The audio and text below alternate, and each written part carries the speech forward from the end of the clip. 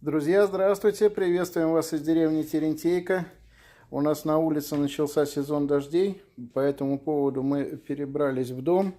Третий день уже поливает, а мы топим каминчик. Мы на лето отключаем электрокотел, поэтому теплые полы у нас не работают. Таким образом мы подогреваемся и радуемся потрескиванию дров. Есть у нас, кстати, подробные видео на канале и по поводу теплых полов в доме, и по поводу камина. Посмотрите, там интересно, много чего рассказано. А мы кайфуем.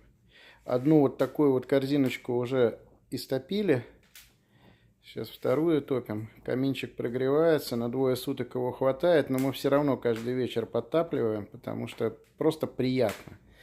Сидим, дрова потрескивают. Тепло, сухо в доме. Супер.